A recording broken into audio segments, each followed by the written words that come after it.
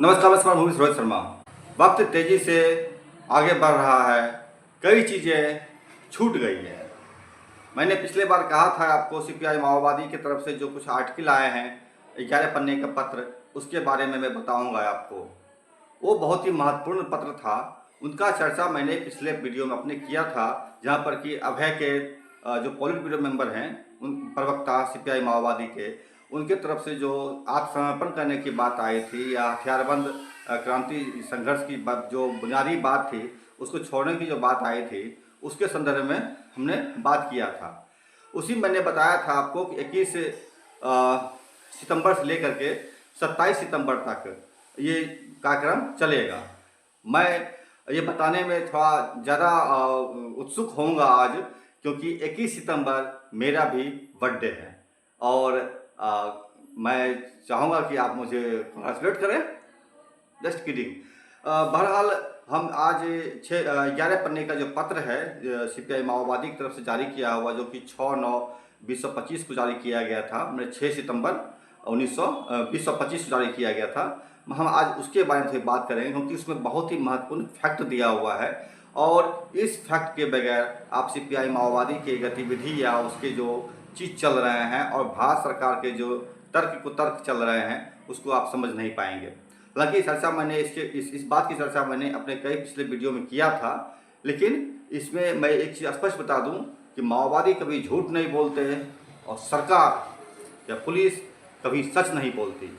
और माओवादियों की सीधी लड़ाई एक ऐसे लोगों से है, एक ऐसी सत्ता से है जो झूठ बोलती है, कपट करती है और धूर्त है, आले दर्जे का धूर्त है। ऐसे धूर्त के खिलाफ जब सीपीआई माओवादी संघर्ष कर रहे हैं, जो कि झूठ बोलती नहीं है, तो एक सवाल उठ जाता है कि आखिर ये लड़ाई धूर्तों और सच्चे लोगों के बीच की ही है।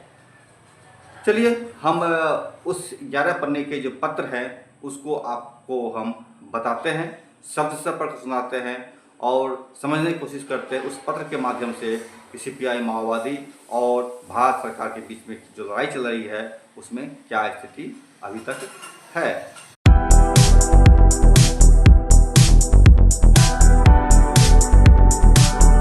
आपको बताऊं, इसके पहले थोड़ा सा एक बता दूं मैं आपको कि अभय ने जो सरेंडर करने की बात कही है, या फिर उन्होंने जो एक पत्र जारी किया था 2 पन्ने का, फिर उन्होंने वॉइस मैसेज जारी किया था, फिर अपना तस्वीर लगा करके भी पत्र जारी किया था और तमाम चीज़ किए थे। उस पर तेलंगाना राज्य कमेटी की तरफ से एक पत्र जारी हुआ है। उस पत्र का शीर्षक है अस्थायी रूप से सशस्त्र संघर्ष को रोकने की घोषणा, जो सोनू पॉलिट ब्यूरो सदस्य द्वारा अभय नाम से जारी की गई है। यह उनका व्यक्तिगत मत है, पार्टी का निर्णय नहीं है। ये जो घोषणा हुई है ये आपको तेलंगाना राज्य कमेटी की तरफ से किया गया है और इसमें एक जो साथी सवाल एक मित्र हैं सवाल उठा रहे थे कि आपको अगर अभय ने जो पॉलिट ब्यूरो मेंबर है उन्होंने जारी किया है पत्र, अगर तो पार्टी के अनुशासन के माध्यम से तहत आपको सेंट्रल कमेटी को लिखनी चाहिए थी ये पत्र, और ना कि एक अलग से सेपरेट तेलंगाना राज्य कमेटी की तरफ से लिखी जानी चाहिए। इसमें एक जो टेक्निकली चीज़ तो सही है, लेकिन इसमें एक प्रॉब्लम ये है कि तेलंगाना कभी आंध्र प्रदेश का हिस्सा रहा करता था और आंध्र प्रदेश में जब CPIML पीपुल्स वार बनी थी, जो कि कोंडापल्ली सीतारामैया के ज़माने में बनी थी, उन्होंने उनके ही प्रयास से बना था और उसके हुए महासचिव भी हुए, तो उस दरमियान में एक घटना घटी थी और वो घटना ये महत्वपूर्ण इसलिए बता रहा हूँ आपको कि इससे समझने में आपको मदद मिलेगी कि तेलंगाना राज्य कमेटी ने इसका प्रतिरोध क्यों किया है। उसमें ये घटना घटी थी कि उस वक्त तक आंध्र प्रदेश राज्य कमेटी ही जो है चलाती थी, अपना पार्टी चला रही थी। केंद्रीय कमेटी नहीं थी उसमें, पार्टी की सीसी जो बोलते हैं CCM CC इस टाइप से कुछ चीज़ नहीं था। स्टेट कमेटी आंध्र प्रदेश की जिस थी वही काम कर रही थी और अक्सर हाँ ये होता है कि केंद्रीय कमेटी जो है राज्य कमेटी का निर्माण करती है, फिर राज्य कमेटी निचली कमेटी का निर्माण करती है, लेकिन इस संदर्भ में ये उल्टी घटना हुई थी और घटना ये था कि आंध्र प्रदेश की जो राज्य कमेटी थी उसने जो है सेंट्रल कमेटी का गठन किया था। ये अपने आप में बहुत ही मतलब अद्भुत चीज़ है जो कि वहाँ हुआ था, और यही कि मतलब छोटी कमेटी ने बड़ी कमेटी का निर्माण किया। तेलंगाना की राज्य कमेटी जो आज उसमें आंध्र प्रदेश की हुआ करती होंगी, तो उन्होंने जो है आपको सेंट्रल कमेटी निर्माण किया था। अब फिर सेंट्रल कमेटी जो है पूरे भारत में अपना काम शुरू किया था। तो ये एक बड़ा अंतर है। यही शायद यही वजह है कि तेलंगाना की राज्य कमेटी जो है, या फिर अभी इसने जो जो पहले आंध्र प्रदेश का हुआ करता था, तो उसने जो है इस पत्र का जवाब वहीं से आया है। टेक्निकली मामला अपने जगह पर है, लेकिन चीज़ें यहाँ पर है। उन्होंने एक स्पष्ट कहा था कि किसी को भी भ्रमित होने की ज़रूरत नहीं है। इन्होंने अपने पत्र में लास्ट में घोषणा किया है कि यह पूरी दुनिया को स्पष्ट है कि आज जैसे फिलिस्तीन के मामले में हुआ, वैसे ही नरसंहार अभियान को अंजाम दिया जा रहा है। दमन वैश्विक स्तर पर तेज हो गया है। इस तरह की पद्धति आंदोलन को नुकसान पहुंचाती है, कोई लाभ नहीं देती। अभय का यह बयान पार्टी के आधिकारिक घोषणा पत्र नहीं है। क्रांतिकारी पंक्तियों और अन्य राजनीतिक पार्टियों को इसे उसी तरह नहीं लेना चाहिए। इस घोषणा से भ्रमित या चिंतित होने की आवश्यकता नहीं है। फांसीवादी भाजपा और जन विरोधी नीतियों के खिलाफ संघर्षों को और अधिक तीव्रता से आगे बढ़ाना होगा। ये तेलंगाना स्टेट कमेटी की तरफ से जो जारी पर्चा हुआ है, 19 तारीख को जारी हुआ है, उसका ये मजमून है, जो कि आप पहले भी सुन चुके हैं। हालांकि इस पर भी हम एक अलग से वीडियो बनाएंगे। फिलहाल हम चर्चा करेंगे 11 पन्ने का वो पत्र जो कि केंद्रीय कमेटी माओवादी की तरफ से, माओवादी की केंद्रीय कमेटी की तरफ से जारी किया गया था। आइए सीधा उस पर हम चर्चा करते हैं। अपने पिछले वीडियो में बताया था आपको कि इस पर्चे का जो हेडिंग है संदेश है, और जो कि 6 सितंबर 2025 को जारी किया गया था। इसमें जो है सीपीआई माओवादी की 21वीं स्थापना वार्षिकोत्सव को सितंबर 21 से 27 तक देश भर में क्रांतिकारी जोश के साथ मनाओ। पार्टी पीएलजीए संयुक्त मोर्चा और क्रांतिकारी आंदोलन को बचाएंगे। देश भर में प्रति क्रांतिकारी कगार युद्ध को विफल करने व्यापक जन समुदायों को बल संघर्ष और गुरिल्ला युद्ध में संगठित करेंगे। अपने पार्टी को मतलब दुश्मन सीपीआई माओवादी पार्टी को दुश्मन के लिए अभेद्य बनाएंगे, और क्रांतिकारी आंदोलन को की पीछे हट को पार करने के लिए अपनी क्षमता को बढ़ाएंगे। और ये जो है आह्वान किए हैं पार्टी कतारों से, पीएलजीए बलों से, क्रांतिकारी जन निर्माणों को, तमाम उत्पीड़ित जनता को सीपीआई माओवादी केंद्रीय कमेटी का ये आह्वान है। और केंद्रीय कमेटी सीपीआई माओवादी की तरफ से ये पर्चा, ये बुकलेट 11 पेज का बुकलेट है जो जारी हुआ था। इस पर्चा का जो अंदर की पार्ट है वो आप है उसमें कि सीपीआई माओवादी की 21वीं स्थापना वार्षिकोत्सव को सितंबर 21 से 27 तक देश भर में क्रांतिकारी जोश के साथ मनाओ। उसी बात को यहाँ पर रिपीट किया गया है। इसमें लिखते हैं ये कि प्रिय कामरेडों व जनता। अच्छा हाँ, इसके नीचे एक बहुत महत्वपूर्ण चीज लिखा हुआ है जो कि मैं आपको बताऊंगा आगे आपको। उन्होंने एक पॉइंट जो नारा लगाया था, उसमें नारा में एक पॉइंट लिखे हैं वो, आत्मसमर्पण और गद्दारी को का विरोध करेंगे, उत्पीड़ित जनता की फायदा के लिए दृढ़ता से लड़ेंगे। ये घोषणा उन्होंने किया था, आत्मसमर्पण और गद्दारी का विरोध करेंगे। तो क्या अभय का ये पत्र जो है, क्या उनकी दिशा में ये इंगित किया गया है या कहीं और मामला पर इंगित किया गया है, ये तो देखना होगा, या फिर जो जानकार लोग हैं वो बता सकते हैं। बहरहाल पर्चा का हम जो 11 पेज का है उसको हम पढ़ते हैं आपको। प्रिय कामरेडों व जनता, पिछले साल अपने प्रति क्रांतिकारी कगार युद्ध का प्रतिरोध करते हुए अपना पार्टी का 20वां वार्षिकोत्सव को उत्साह के साथ मनाए थे। पिछले साल उस वर्षगांठ के मौके पर तमाम पार्टी कतारों को क्रांतिकारी आंदोलन को अपना केंद्रीय कमेटी द्वारा निर्देशित कर्तव्यों को लेकर पिछले 1 साल से कगार युद्ध को विफल करने अपना पार्टी पीएलजीए स्थानीय क्रांतिकारी जन निर्माण बहुत हिम्मत के साथ, दृढ़ संकल्प के साथ काम कर रही है। इस काम में शामिल तमाम पार्टी कतारों को, पीएलजीए बलों को, स्थानीय क्रांतिकारी जन निर्माणों को हर क्षेत्र के नेतृत्वकारी कामरेडों, क्रांतिकारी जनता को, क्रांति के हमदर्दों को अपना केंद्रीय कमेटी तहे दिल से क्रांतिकारी अभिनंदन पेश करती है। पार्टी पीएलजीए संयुक्त मोर्चा और क्रांतिकारी आंदोलन को बचाने, देश भर में प्रतिक्रांतिकारी कगार युद्ध को विफल करने, व्यापक जन समुदायों को बल संघर्ष और गुरिल्ला युद्ध में गोलबंद करने, दुश्मन के लिए अभेद्य पार्टी को मजबूत करने, क्रांतिकारी आंदोलन की पीछे हट को पार करने के लिए अपना क्षमता को बढ़ाने के लिए 21वीं पार्टी वार्षिकोत्सव के मौके पर तमाम पार्टी कतारों को, पीएलजीए बलों को, स्थानीय जन निर्माणों को, क्रांतिकारी जनता को अपना केंद्रीय कमेटी आह्वान करती है। तो ये आप देख सकते हैं कि उत्साह के साथ पूरे भारत में ये पार्टी की 21वीं वार्षिकोत्सव को मनाने का घोषणा ये कर रहे हैं।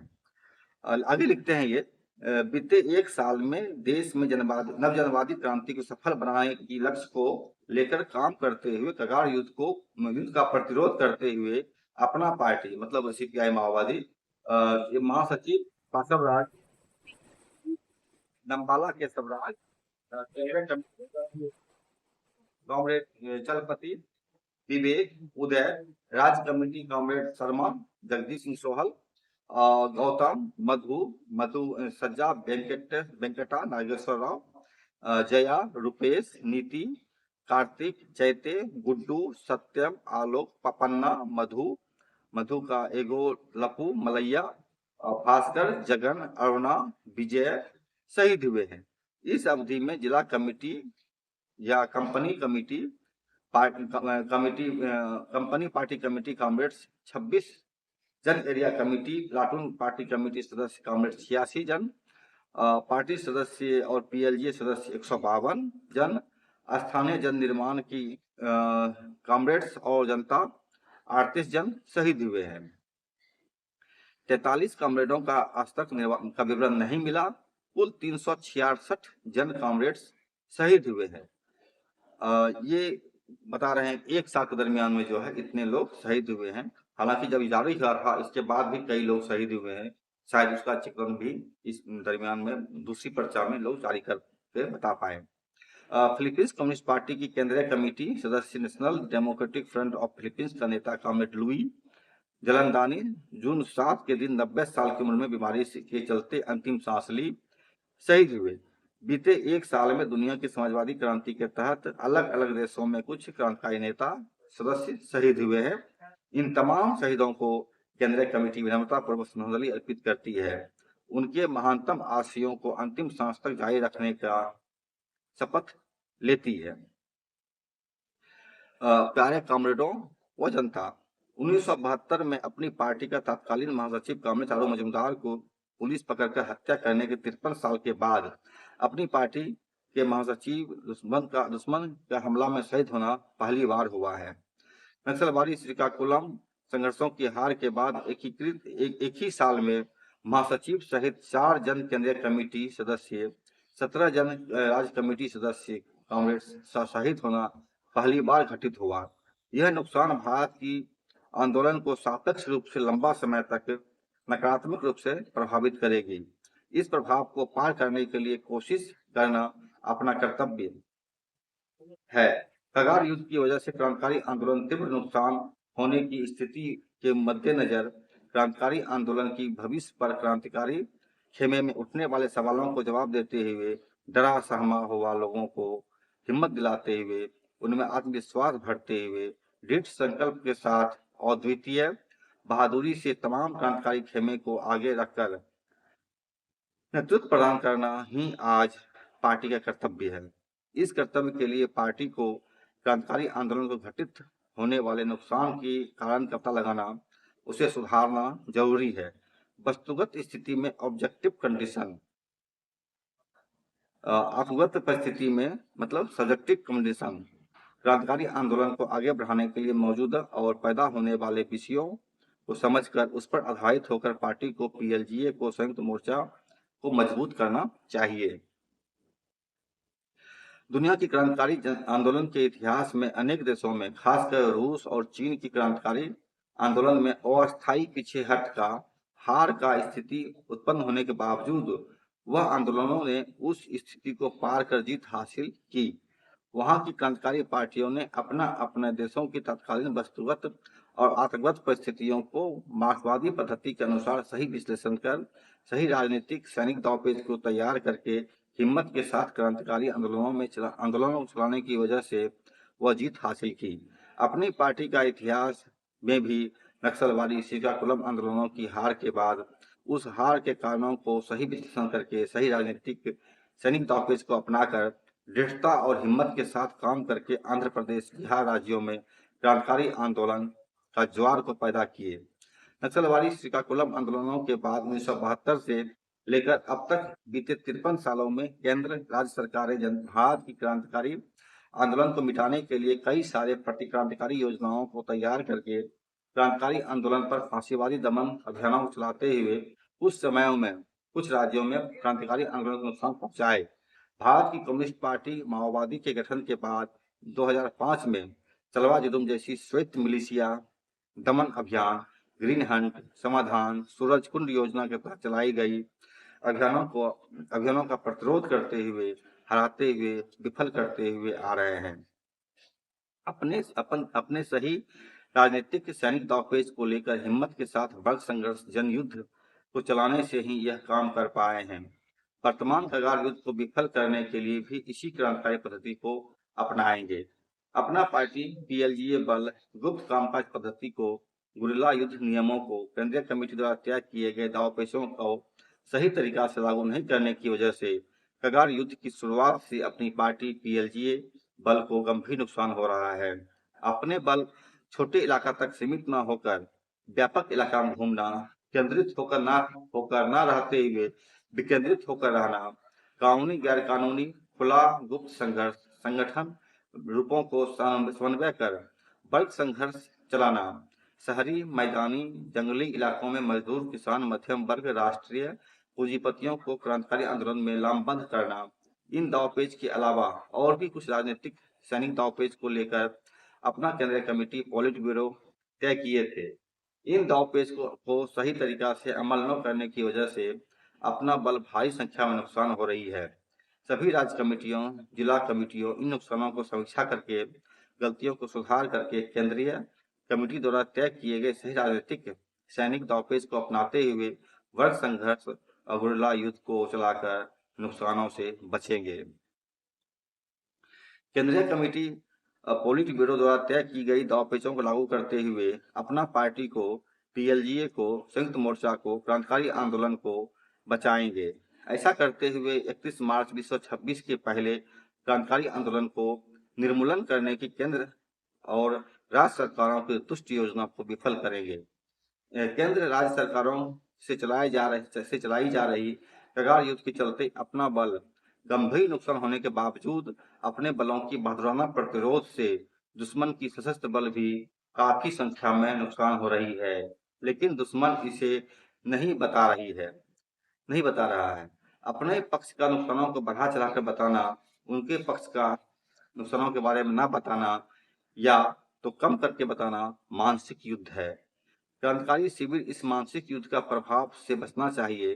करे गुट्टा अभियान में दुश्मन की सशस्त्र बल 16 दिन तक आगे नहीं बढ़ पाई, माने एडवांस नहीं हुआ। आखिरी में अपने तरफ से मुकाल बगोड़ा बनकर दुश्मन के सामने आत्मसमर्पण करके गद्दार बनकर दुश्मन का गाइड बनकर अपने बलों के ऊपर हमला करवाया। इससे अपना 22 कॉमरेड शहीद हुए। दुश्मन इस नुकसान के बारे में ऐलान किया, लेकिन उनके नुकसानों के बारे में नहीं बताया। इस ऑपरेशन में कलकत्ता ऑपरेशन के दरमियान 110 जगहों पर बूबी ट्रैप्स विस्फोट होकर दुश्मन की सशस्त्र बलों के 40-50 जन मारे गए। इसकी सूचना जो है पुलिस सरकार नहीं दी है। इसलिए मैं कहता हूँ माओवादी कभी झूठ नहीं बोलते और पुलिस और सरकार कभी सच नहीं बोलती। ऑपरेशन सिंदूर में क्या हुआ, कितना नुकसान हुआ, आज तक बताने की सरकार को हिम्मत नहीं हो रही है। खैर, उसमें 40-50 जन पुलिस बल मारे गए, 70-80 पुलिस बल घायल हुए। उसी ऑपरेशन के दौरान मई 8 के दिन दुश्मन की सशस्त्र बल अपने बलों पर घेराबंदी कर हमला करने के बावजूद अपना बल हिम्मत के साथ प्रतिरोध किए। इस प्रतिरोध में अपना बल मतलब पीएलजीए माओवादियों का बल ने 5 जन ग्रेहाउंड कमांडो को मार गिराया, 4 कमांडो को घायल करके उनसे एक AK-47, एक SLR बंदूक, 150 कारतूस, पिट्ठू वगैरह जब्त किए थे। इस तथ्य को छुपाकर सीआरपीएफ की क्रॉस फायरिंग में 3 ग्रेहाउंड्स वाले मारे जाने का बयान दिया गया। बीजापुर जिला का मुरदोंगा मुरदोंगरा गांव के पास जुलाई 8 के दिन अपना पीएलजीए बल बहादुराना एम्बुश करके 11 पुलिसों को मार गिराया, 5 जन को घायल किया। दुश्मन इसे भी छुपाकर उसके तरफ सिर्फ 3 पुलिस वाले घायल होने का वक्तव्य दिया। इसी तरह झारखंड, उड़ीसा और कुछ राज्यों में अपना प्रतिरोध से दुश्मन को हो रही नुकसानों के बारे में वह जानबूझकर नहीं बता रही है। यह दुश्मन का कमजोर मनोबल को दर्शाता है। इसीलिए दुश्मन अपना एक पार्टी कार्यकर्ता जन गुरिल्ला के पीछे 30 से 100 तक सशस्त्र बलों को तैनात कर हमला कर रहे हैं। केंद्र राज्य सरकारें सशस्त्र संघर्षों में लाखों की संख्या में सशस्त्र बलों को तैनात करने पर भी, उसे आधुनिक हथियार से लैस करने पर भी, आधुनिक टेक्नोलॉजी से लैस करने पर भी वह बल अपने बलों की बराबरी की संख्या में आकर अपने ऊपर हमला करने की हिम्मत नहीं कर रही है। तो यह कहना है कि पुलिस के पास भारी संख्या में सशस्त्र बल है, संख्या बल भी अधिक है, आधुनिक हथियार है, आधुनिक टेक्नोलॉजी है, इसके बाद भी जो है वो बराबर की संख्या में नहीं आता है, बड़ी संख्या में आता है, उसको संख्या में हिम्मत नहीं होती, क्योंकि दुश्मन का बल किराया का बल है। मैं बताता हूँ, ये पुलिस जो है भाड़े के लोग होते हैं और इनको 40,000 50,000 महीने मिलता है, फिर और सब कुछ मिलता रहता है, तो उस किराया का बल है। यह दुश्मन की रणनीतिक कमजोरी है। यह कमजोरी आखिर में कगार युद्ध हार जाने की स्थिति को उत्पन्न करती है। कगार युद्ध की वजह से अपना मनोबल शक्तियों में काफी संख्या में नुकसान होने के बावजूद कई राज्यों में अपना पार्टी जनसंगठन मौजूद है। उसके नेतृत्व में अलग अलग तरीका से हजारों जनता क्रांतिकारी आंदोलन में शामिल हो रही है। अभी भी कुछ राज्यों में गुरिल्ला दस्ता मौजूद है और वह अपना शक्ति के अनुरूप गुरिल्ला युद्ध चला रही है।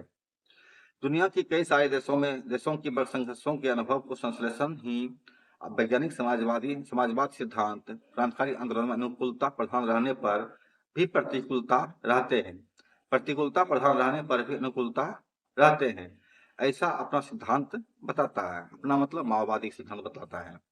और दुश्मन को, लुटेरे वर्ग को रणनीतिक तौर पर, राजनीतिक तौर पर आकलन लगाना, दुश्मन को, लुटेरे वर्ग को राजनीतिक तौर पर कागजी शेर के रूप में आकलन करने की बात अपना सिद्धांत बताती है। इसलिए राजनीतिक तौर पर दुश्मन आज या वर्तमान में मजबूत स्थिति में होने पर भी वह राजनीतिक तौर पर कमजोर ही है। वस्तुगत परिस्थिति को आतंकगत स्थिति में को अपने द्वंद्वात्मक तरीका से विश्लेषण करना, इस स्थिति के बारे में अपना एक तरफा मनोगत आकलन नहीं करना, इसीलिए अपन वस्तुगत परिस्थिति क्रांति के लिए अनुकूल बन रही है। आतंकगत स्थिति कमजोर है, क्रांतिकारी स्थिति और अस्थायी पीछे हट में है, सेटबैक में है। दुश्मन वर्तमान में मजबूत स्थिति में है करके आकलन कर रहे हैं, लेकिन इस परिस्थिति को अपने बदल सकते हैं। इस स्थिति को बदलना अपनी जिम्मेदारी है। क्रांतिकारी आंदोलन और अस्थायी पीछे हट पर रहने पर भी, हार जाने पर भी समाज में जब तक वर्ग मौजूद है तब तक वर्ग संघर्ष चलते रहेगा। उस वर्ग संघर्ष को सही दांवपेच से चलाने से क्रांतिकारी पार्टी फिर से मजबूत होकर क्रांतिकारी आंदोलन आगे बढ़ाते हैं। इसलिए आज की परिस्थिति में सिर्फ दुश्मन की मजबूती को, अपर हैंड को और अपने नुकसान को देखकर और विश्वास में नहीं जाना है, हिम्मत नहीं खोना है, निष्क्रियता में नहीं जाना है। दुश्मन वर्तमान में मजबूत रहने पर भी उनमें मौजूद कई सारी कमजोरियों को देखना, देश भर में संघर्ष के इलाकों में करोड़ों लोगों अपने पार्टी की मदद मांगने की इच्छा आकांक्षा की बात को, क्रांतिकारी आंदोलन में जनता की भागीदारी को, अपनी पार्टी को, पीएलजीए को, जनता के देने वाले मदद को ध्यान में रखकर भरपूर विश्वास से, हिम्मत से, सक्रियता से, पहल कदमी से काम करना चाहिए। बदली हुई परिस्थिति के अनुरूप वर्ग संघर्ष और गुरिल्ला युद्ध को चलाना चाहिए। बीते दिनों में क्रांतिकारी आंदोलन में अनुकूल स्थिति के चलते गुप्त कामकाज की पद्धति को अमल करने में कुछ गलतियां हुई। उस गलतियों को सुधार कर दुश्मन के लिए अपना पार्टी को अभेद्य बनाना और आत्मसमर्पण को भी नियंत्रित करना,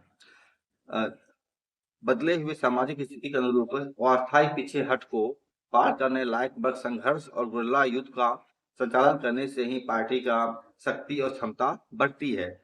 इसलिए भारत देश की उत्पत्ति प्रणाली में बदलाव, अपना राजनीतिक कार्यक्रम, जाति सवाल हमारा दृष्टिकोण, राष्ट्रीयता का सवाल हमारा दृष्टिकोण नामक दस्तावेजों के मार्गदर्शन पर साम्राज्यवाद विरोधी, दलाल नौकरशाह, पूंजीवादी विरोधी, सामंतवादी विरोधी वर्ग संघर्ष को चलाएंगे।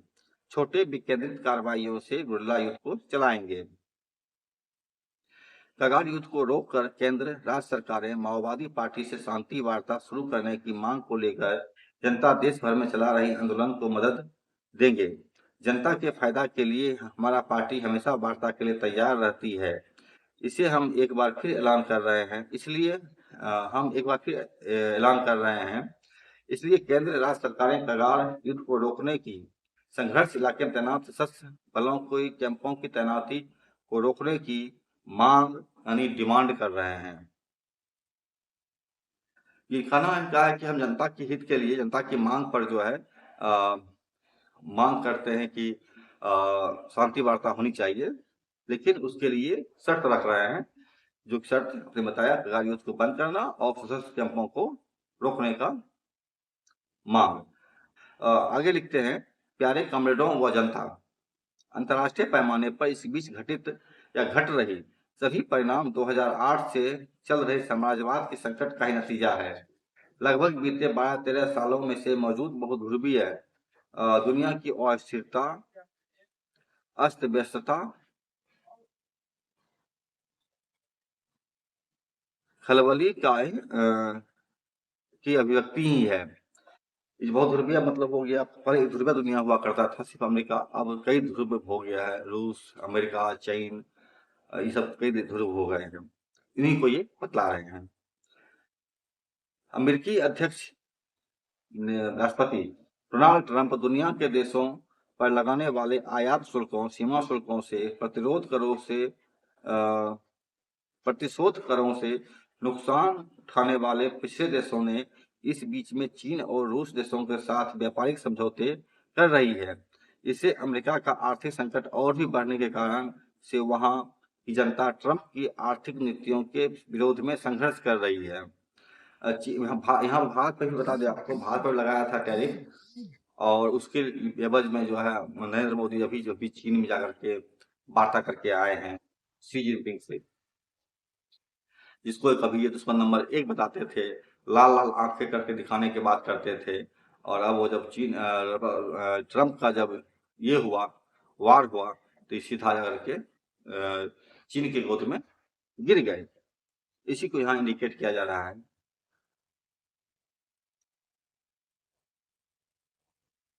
चीन एक तरफ अमेरिका से अस्थायी तौर पर सीमा शुल्क कटौती का समझौता करके दूसरी तरफ पिछले देशों से ग्लोबल साउथ व्यापार समझौता करते हुए रूस यूक्रेन युद्ध को चला रही है।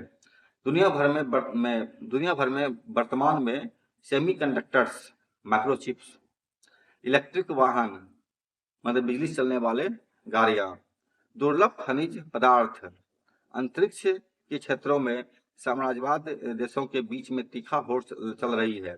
इस होड़ के वजह से अमेरिका की नेतृत्व वाली नाटो गठजोड़ के देशों रूस के बीच में यूक्रेन के पक्ष युद्ध चल रही है। इसी के तहत पश्चिम एशिया में इजराइल को सामने रखकर अमेरिका ने गाजा सहित तमाम फिलिस्तीन देश पर कब्जा करने युद्ध कर रही है।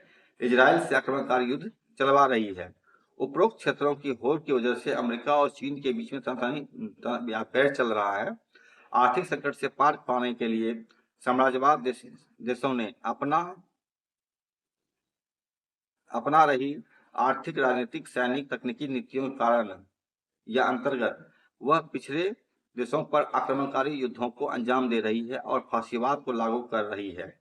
इसके चलते पिछड़े देशों की उत्पीड़ित राष्ट्रीयताओं और जनता को साम्राज्यवाद से अंतर्विरोध के दिन व दिन तेज हो रही है। इसी नीतियों के चलते साम्राज्यवादी देशों में पूंजीपति और मजदूर वर्ग के बीच में अंतर विरोध तेज हो रहा है। इसलिए दुनिया भर में क्रांति के लिए अनुकूल माहौल दिन व दिन बढ़ रहा है। कितनी बारीक अंतर्राष्ट्रीय परिस्थिति का विश्लेषण किए हैं, ये समझने वाली बात है।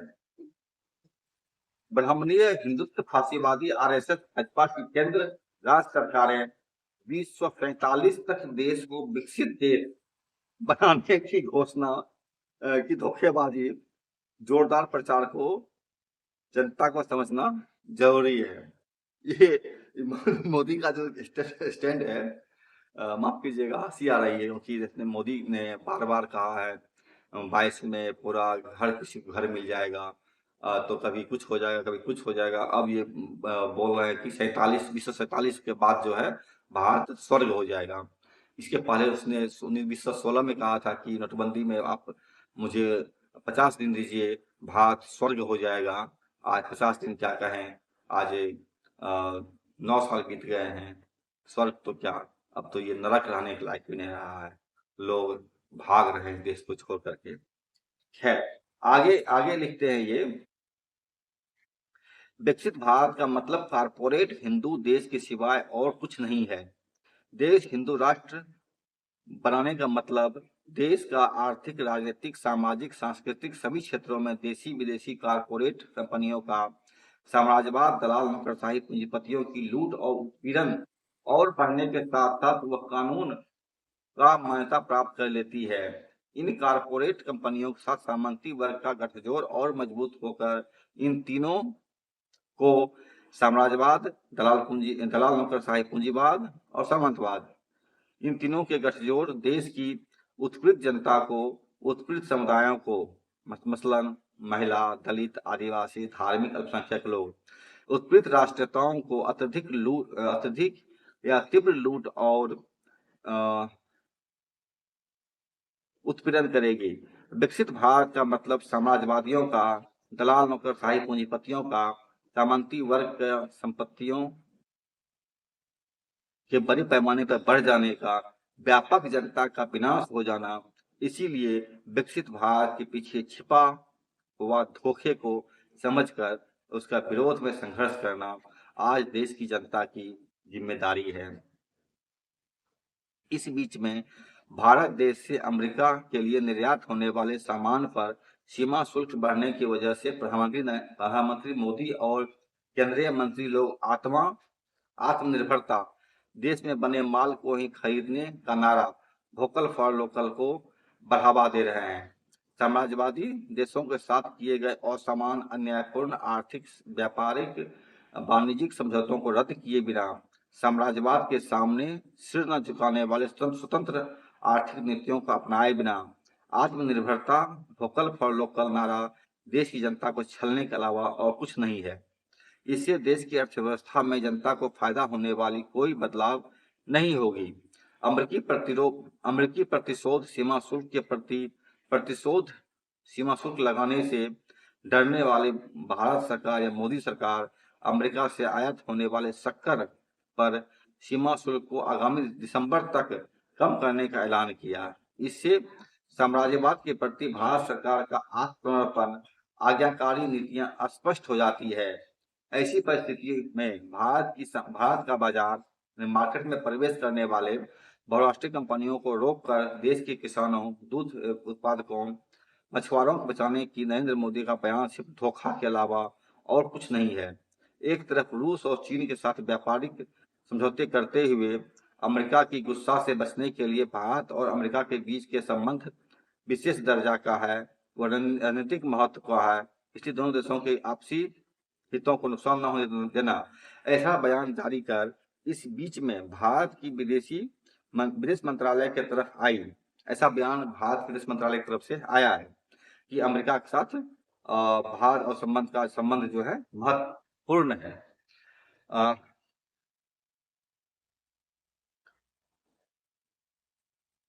इससे साबित होता है कि भारत अमेरिका के सामने स्वतंत्र नहीं है, आज्ञाकारी है, आत्मनिर्भर नहीं बल्कि अमेरिका पर निर्भर है। इसीलिए मोदी भाजपा की धोखेबाजी प्रचार का असलियत को समझकर समाजवादियों का, दलाल नौकरशाही पूंजीपतियों का, सामंती वर्ग का विरोध में सामंती वर्गों के विरोध में चल रही वर्ग संघर्ष को व्यापक और तेज करना ही आज की जनता की जिम्मेदारी है। नरेंद्र मोदी गुजरात के मुख्यमंत्री रहते समय से ही भाजपा विधानसभा और संसदीय चुनावों में वोट चोरी के साथ साथ और भी कई सारी धांधलियां करते हुए चुनावों में लगातार जीत हासिल करती आ रही है। ये राहुल गांधी ने जिस तरह से चीज़ों को एक्सपोज किया है नरेंद्र मोदी के वोट चोरी का अभियान को, माओवादी ने उस चीज को पर भी निगाह रखी है, वोट चोरी के प्रसंग। इसी षड्यंत्रकारी पद्धतियों को अपनाकर 2024 अप्रैल की संसदीय और विधानसभा चुनावों में जीत हासिल की और बाद में घटित महाराष्ट्र विधानसभा के अलावा और भी कुछ राज्यों की चुनाव में जीत हासिल कर सत्ता पर कब्जा कर बैठी है। वोट चोरी की धांधलियों को कांग्रेस पार्टी बहुत देरी के बाद जनता के सामने ला पाई। इससे संसदीय चुनावी प्रणाली के ढोंग जनता के सामने एक बार फिर खुल गई। इसलिए सच्चे नवजनवाद सच्चे जनवाद नवजनवादी क्रांति की सफलता से ही संभव होगा। इसीलिए माओवादी पार्टी के नेतृत्व में देश में चल रही नवजनवादी क्रांति में भाग लेने के लिए देश की व्यापक जनता से हम आह्वान कर रहे हैं। साम्राज्यवाद को, दलाल नौकरशाही पूंजीपति वर्ग को, सामंती वर्ग को सत्ता से हटाकर देश में लूट और उत्पीड़न में न रहने वाली नवजनवादी व्यवस्था को, समाजवाद का निर्माण करने के लिए चल रही नवजनवादी क्रांति में भाग लेने के लिए देश की व्यापक जनता से हम आह्वान कर रहे हैं। ये 10 पन्ने का ये पत्र मैंने पढ़ा आपके सामने और 10 पन्ने से शुरू होकर 11वें पन्ने में नारा दिया हुआ है। वो नारा मैं फिर से सुनाता हूँ। हालांकि मैंने पिछले वीडियो में नारा के बारे में बताया था आपको। नारे इसमें है, अपने पार्टी क्रांतिकारी आंदोलन को निर्मूलन करने की दुष्ट योजना से केंद्र राज्य सरकार चला रहे कगार युद्ध को विफल करेंगे। जन आधार को, मनोगत शक्तियों को बढ़ाते हुए पार्टी को, पीएलजीए को, जन निर्माणों को, संयुक्त मोर्चा को, क्रांतिकारी आंदोलन को बचाएंगे। आत्मसमर्पण और गद्दारी का विरोध करेंगे। उत्पीड़ित जनता के फायदा के लिए दृढ़ता से लड़ेंगे। ये जो पॉइंट अभी है मैंने शुरू में बताया था आपको, ये आत्मसमर्पण और गद्दारी का विरोध करेंगे, ये इसमें दर्ज है। अब ये गद्दारी और आत्मसमर्पण ये किस प्रसंग में है, ये तो हमारे दर्शक समझदार हैं, वो समझ लेंगे। और आगे लिखते हैं, ये दुश्मन के लिए पार्टी को अभेद्य बनाएंगे। जन आधार पर निर्भर होकर शक्ति अनुसार गुरिल्ला युद्ध को चलाएंगे। साम्राज्यवाद विरोधी, दलाल नौकरशाही पूंजीवाद विरोधी, सामंती विरोधी बड़ संघर्ष को तेज करेंगे। ब्राह्मणीय हिंदुत्व फांसीवाद का विरोध में संघर्ष करेंगे। मार्क्सवाद लेनिनवाद माओवाद जिंदाबाद, भारत नवजनवादी क्रांति जिंदाबाद, जनमुक्ति छापामार सेना मैंने पीपुल्स लिबरेशन गुरिल्ला आर्मी या पीएलजीए जिंदाबाद, भारत कम्युनिस्ट पार्टी माओवादी जिंदाबाद। क्रांतिकारी अभिनंदन के साथ केंद्रीय कमेटी भारत की कम्युनिस्ट पार्टी माओवादी, दिनांक 6 सितंबर 2025। इसमें किसी का हस्ताक्षर नहीं है क्योंकि ये बुकलेट है और बुकलेट हस्ताक्षर नहीं होता है। तो ये 11 पन्ने का जो पत्र जारी किए थे, इसको मैंने आपको पढ़ करके सुनाया और उम्मीद करते हैं कि आप इसको समझ पाएंगे। और कई जगह पर हालांकि अशुद्धियां भी हैं जो कि सुधारने में थोड़ी सी दिक्कतें हुई मुझे, जिस कारण कि आपको लगता होगा कि बात कहीं टूट रही है, लेकिन उसको आप तारतम्य समझें। और इस पत्र पर आपकी क्या प्रतिक्रिया है, आप क्या सोचते हैं? और ये जो अभय का जो चल रहा है मसला, सरेंडर करने के बाद या फिर इस चुनाव में जाने के बाद, तो इस पर भी इन्होंने स्पष्ट कर दिया है कि अब भारत में इस वक्त दसियों हजार पार्टियां हैं और दसियों हजार पार्टी जनता की सेवा कर रही है। जनता की सेवा इतना कर रही जनता अब त्राहि-त्राहि करने लगी है सेवा से, तंग आ गई है। और ऐसे में जब वोट चोरी का प्रसंग चल रहा है, तो अगर मान लीजिए कि माओवादी पार्टी भी अगर चुनाव में भाग लेने लगे अगर, तो क्या फ़र्क पड़ेगा Bhajpa, Congress, RJD, CPI, CPI-ML और अन्य जो पार्टियाँ हैं उसमें, और इसमें क्या फ़र्क रह जाएगा? फ़र्क बस इतना ही होगा कि 10,000 पार्टियाँ अगर चुनाव लड़ रही है पूरे भारत में, अगर 10,000 एक हो जाएगा, एक पार्टियाँ और आ जाएगी। और इस वोट चोरी के ज़माने में कौन टिकेंगे? चारों मज़ूमदार से बेहतर कौन बता पाएँगे? चारों मज़ूमदार भी चुनाव लड़े थे और उसके बाद उन्होंने तय किया था कि चुनाव से कुछ बदलेगा नहीं, और उसके बाद ही उन्होंने ये स्लोगन दिया था चुनाव बहिष्कार का और सशस्त्र क्रांति करने का, नवजनवादी क्रांति करने का। खैर, जो भी चल रहा है देखते रहिए, और इस पर आप क्या सोचते हैं बताते रहिए हमें, ताकि आपके जो समर्थन है या फिर आपके जो कमेंट्स आते हैं और मैं उसे पढ़ता हूँ, उससे मुझे उत्साह भी मिलता है और कई आलोचनाएँ भी आती है, तो उससे मुझे सीखने का भी मौका मिलता है। तो निश्चित तौर पर आप कमेंट करते रहें, ताकि हम जो चीज़ों को और बेहतर अपने आप को कर सकें। इसके साथ ही दर्शकों को बताना चाहेंगे कि हमारे शुरू में ही जो मैं बारकोड क्यूआर कोड हमने लगाया है, अगर आप संभव हो तो आप आर्थिक मदद करने का भी प्रयास करें, ताकि हम चीज़ों को और बेहतर करने की दिशा में आगे बढ़ सकें।